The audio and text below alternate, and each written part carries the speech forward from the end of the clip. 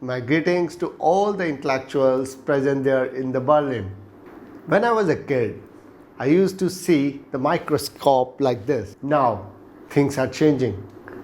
My curiosity has got the wings and I can now see it in a big screen. Now, my kid really loves it. And thanks to Scidogma research that it has reached to me, that means the masses. They have got a business plan which enabled it to reach the masses. I am Nitin Kumar Saluja from India, working at Chitkara University, Punjab. I got to know about the partner of our university about this Venture World Conference. Was looking for a product which can be nominated for this conference, and I'm happy that it has got to a finals and want to see it as a winner of Venture World Conference. Wish all the participants the good luck and want to see this world changing with the product being pitched in Venture World Conference. Breaking the Wall of Microscopy, Satya Tapas, Scidogma Research.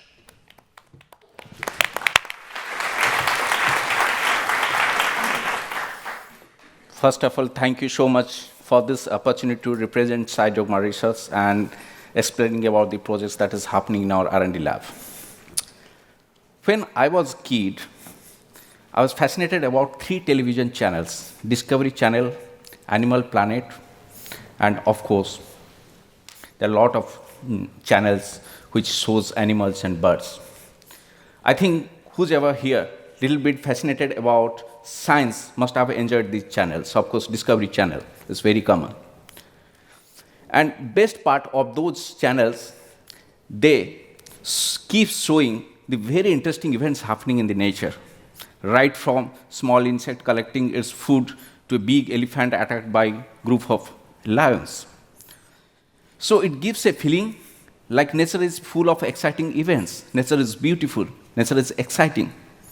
But I would like to tell, nature is even more beautiful than you have ever imagined. How? Our eye has some limitations. We can resolve up to 0.3 millimeter anything that is kept 1 meter away from our eyes. It means comfortably you can resolve 2 hairs. But there are a lot of beautiful signature of the nature lies beyond that limit. I can say one bacteria size is 1 micrometer to 0.3 mm. The whole microscopic world sits there, and beautiful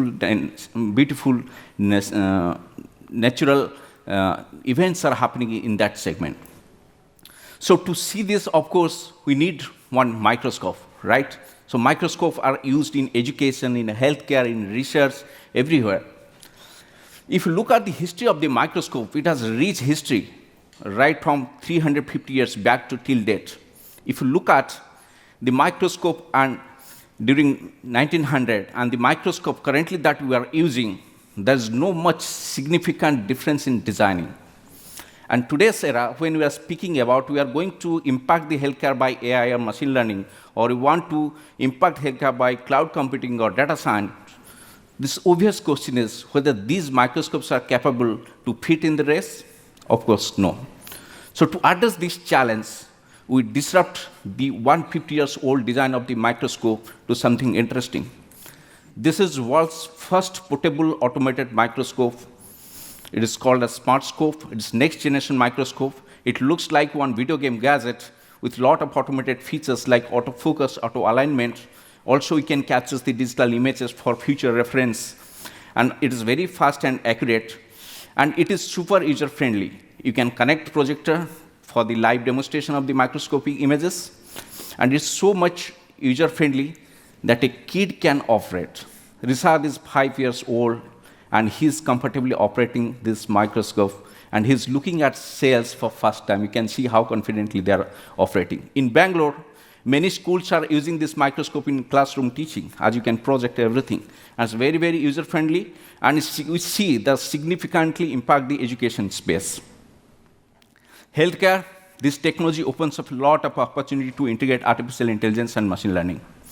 It can be used as one regular microscopes, keep the records, keep the images, and also you can integrate artificial intelligence into it to do the auto-diagnosis lot of diseases.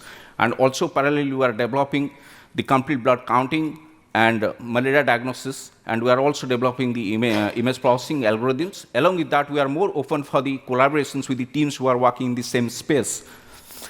So, but artificial intelligence has its own challenges. When going through the vigorous regulatory processes, you don't believe that it can solve the immediate problem. For that, we have some alternate significant solutions.